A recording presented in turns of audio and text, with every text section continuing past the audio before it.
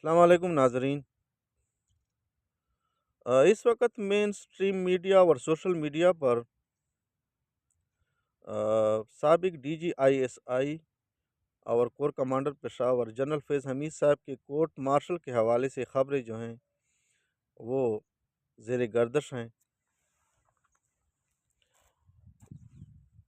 तफसीलात के मुताबिक उनका जो ट्रायल है वो मुकम्मल हो चुका है, लेकिन उसका जो फ़ैसला है वो अभी तक आना बाकी है। करप्शन के हवाले से जो उन पर इल्ज़ामात के बारे में जो मालूमात अब तक मंज़र-ए-आम पर आ चुकी हैं, उनमें टॉप सिटी के हवाले से भी है। कहा यह जा रहा है कि ये टॉप सिटी के हवाले से जो मोईज़ साहब के साथ जो हुआ, उनके पीछे साबिक DGISI फैज़ हमीद साहब के आशीर्वाद से सरगर्म कब्ज़ा माफिया ग्रुप का हाथ था। और इसके साथ फैज़ हमीद का जो एक भाई है उसका भी नाम इसमें लिया जा रहा है। लेकिन उनको भी जो अपनी भाई जो था, जो इस वक्त DG थे साबिक, अ, उनका हाथ था उनके ऊपर, अपने भाई के ऊपर, वो उसकी मदद कर रहा था।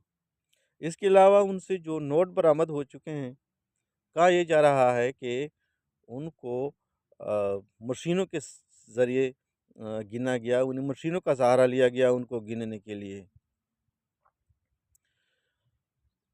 ये उनके करप्शन के हवाले से जो मालूमात हैं वो फ़िलहाल अभी तक यही हैं।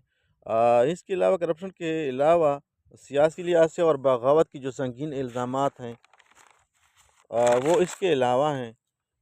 कहा यह जा रहा है कि साबिक जब वो DGISI थे, तो उसके साथ जो उसके पास जो मालूमात थी हसास मुल्क की, वो अपने साथ ले गए। अब इन मालूमात को किस मकासद के लिए इस्तेमाल किया गया और इनसे क्या मकासद हासिल की गई हैं, ये भी ट्रायल का हिस्सा है। जो सबसे संगीन इल्ज़ाम है वो ये है कि फैज़ हमीद साहब ने पूरे आर्मी, एयरफोर्स और नेवी में हम ख्याल लोगों का ग्रुप जो था वो बनाया था, उस पर काम किया था।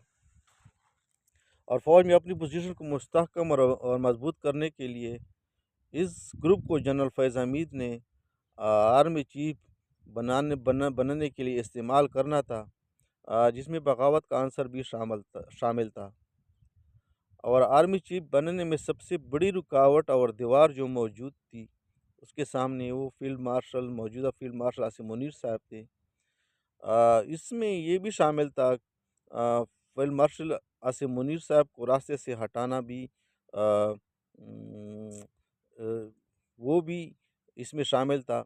और उसकी जान लेने तक की मनसूबाबंदी शामिल थी, जो कि शुक्र अल्हम्दुलिल्लाह उसकी जुर्रत नहीं हुई अ ये सब करने की।